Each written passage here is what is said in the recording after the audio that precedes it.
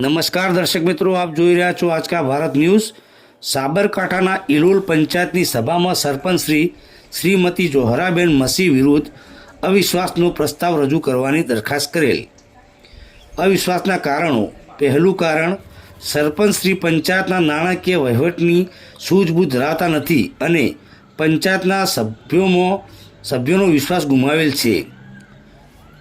અવિશ્વાસ નંબર 2, સરપંચશ્રીના અણવહીવટી તમામ ગ્રામ પંચાયતના સભ્યોને તેમના ચૂંટાયેલા વોર્ડમાં ગ્રામજનોએ ન્યાય આપી શકતા નથી, જેના કારણે વિકાસના કામો થઈ શકતા નથી।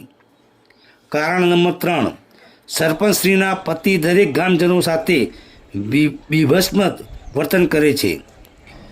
નંબર 4, સરપંચશ્રી મહિલા હોવાથી તેમના નામે તેમના પતિ પંચાયતનો વહીવટ યાને સંચાલન કરે છે।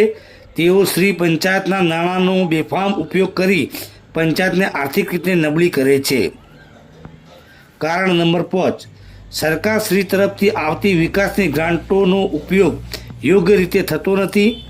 ઉપરોક્ત કારણને લઈ અવિશ્વાસની દરખાસ્ત આવેલ, જેને લઈ પંચાયત અધિનિયમની જોગવાઈ અનુસાર ઇલોલ ગ્રામ પંચાયતની બેઠક મળેલ અને તેમાં સરપંચ સામે 12 સભ્યો દ્વારા વોટ કરતા સરપંચ પદેથી દૂર થયેલ છે। લોકમુખે ચર્ચાઈ રહ્યું છે કે આમ પણ પંચાયતના સરપંચ પતિ ચલાવતા હતા, એટલે બંને ઘરે વાંધો નહીં આવે। હિંમતનગર ગામે પોલીસ પીઆઈ તેમજ ઇલોલ આઉટપોસ્ટ સ્ટાફ હાજર રહ્યો હતો। કોઈ અનિચ્છનીય બનાવ ન બને તેની તકેદારી રાખવામાં આવી હતી। રિપોર્ટર રજબ શાહ ફકીર, આજકા ભારત ન્યૂઝ, હિંમતનગર।